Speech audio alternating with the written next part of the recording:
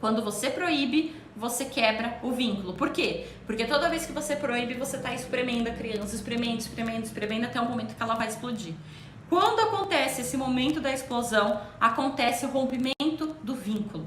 Uma criança, um adolescente, um jovem que é proibido para tudo o tempo inteiro, que os pais não deixam nada, ele se torna mentiroso, ele se torna agressivo, ele faz escondido, ele começa a omitir as coisas e ele não participa os pais da vida dele, ele não conta para os pais sobre a vida dele, porque ele não pode. Ele é tão preso, tão amassado, tão proibido que ele não pode. Ele vai contar para os amigos da vida dele, ele vai contar para os colegas, para o vizinho, mas nunca para os pais. Esses jovens, essas crianças se afastam dos pais. Se afastam, existe um descolamento. E ali você quebra o vínculo. Porque se não existe uma parceria, se não existe uma amizade, uma relação de confiança entre você e o seu filho, conforme ele for crescendo, não vai existir nada. Hoje a minha mãe me falou uma coisa que foi muito interessante. Nós estávamos conversando e ela virou para mim e falou assim: quando o filho nasce, a primeira etapa da criação dos filhos é o cuidado, né? Quando nasce o neném, a primeira coisa que a gente tem que fazer é cuidar do neném. Neném recém-nascido, neném pequenininho, a gente não educa, a gente só cuida. A gente não educa um recém-nascido de 20 dias de vida. Não tem como educar um recém-nascido de 20 dias de vida. A gente cuida. A gente cuida do umbiguinho, a gente cuida da moleirinha, a gente dá o leitinho, a gente cuida do banhinho, a gente cuida do pescocinho que ainda tá mole, a criança não aguenta o peso do próprio pescoço, a gente cuida.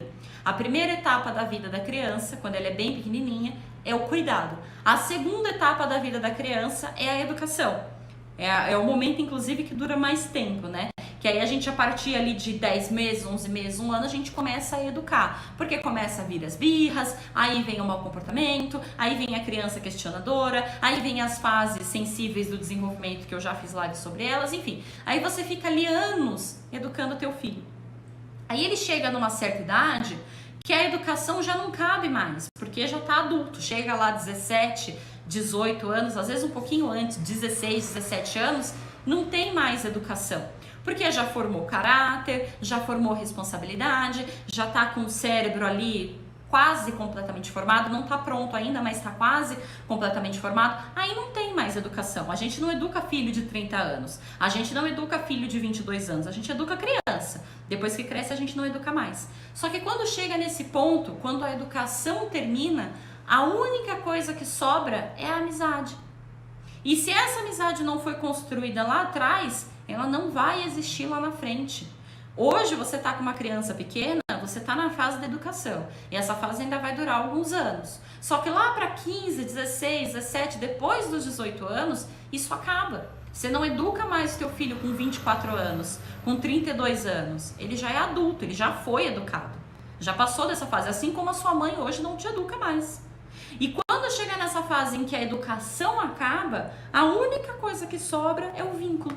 Porque não precisa mais de cuidado, a gente não precisa mais dar banho no filho de 18 anos, não precisa mais dar papinha, leitinho pro filho de 18 anos, a gente já não põe mais no colo segurando a cabecinha do filho de 18 anos. E a gente também já não tá mais educando o filho de 18 anos, já tá um adulto. O que sobra? O vínculo. E é o vínculo que vai durar até a morte de vocês. É o vínculo que vai durar até a morte de vocês. E o vínculo é construído na infância.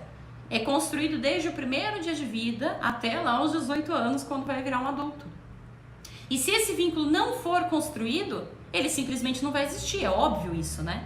E quando você pratica uma educação à base da proibição, ela vai quebrando esse vínculo, porque o teu filho foge de você, porque o teu filho mente pra você, porque o teu filho faz escondido de você, porque o teu filho vai explodir todas as vezes, como você proíbe, né? Aquilo que eu falei, todas as vezes que ele puder fazer, ele vai fazer de forma explosiva. Isso vai acabar com o vínculo de vocês. E aí essa criança vai crescer, além dela não ter aprendido consequência, além dela não ter aprendido responsabilidade, além dela mentir pra você, não tem vínculo, não tem a amizade que se sustenta. Você tá entendendo? Hoje eu sou adulta, eu não moro mais com a minha mãe, mas eu sou extremamente próxima a ela. Quem ouve o podcast sabe disso. Nós somos extremamente próximas, extremamente amigas. A minha mãe hoje não me educa mais. O que nós temos é uma relação de amizade, nós somos amigas. Passei da idade de ser educada. Passei. Mas existe um vínculo. E esse vínculo não foi construído ontem. Esse vínculo foi construído ao longo de muitos, mas muitos anos. Ao longo de toda a fase em que ela esteve me educando, em que eu estive perto dela quando eu era pequena. Porque hoje eu já saí de casa, hoje eu não moro mais nem no mesmo estado que ela. Mas existe a amizade. Existe o vínculo. Então, outra diferença da proibição para o limite é que o limite, ele cria o vínculo. A proibição destrói o vínculo. Por que que o limite cria o vínculo? Porque cria uma relação de confiança. Quando você fala para o seu filho de 15 anos, olha, você pode ir na festa, mas você tem que voltar às 11 horas da noite, o fato de você ter deixado ele ir na festa é um voto de confiança. Você não consegue deixar ele ir na festa sem dar um voto de confiança. Porque se você não der esse voto de confiança, você vai proibir.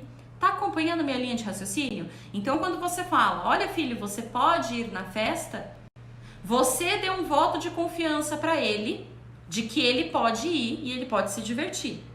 E ele te deu um voto de confiança de que ele vai voltar no horário que vocês combinaram. Então, nas duas partes, existe a confiança. Eu confio em você e deixo você ir na festa, certo? E você confia em mim e volta no horário que a gente combinou. É uma confiança, é uma troca mútua que ensina responsabilidade. E ela faz o quê? Ela estreita o vínculo. A minha mãe confia em mim e eu confio na minha mãe. Olha que bonito. E isso, ao longo do tempo, conforme eu for repetindo, chega lá na frente e vira uma amizade incrível.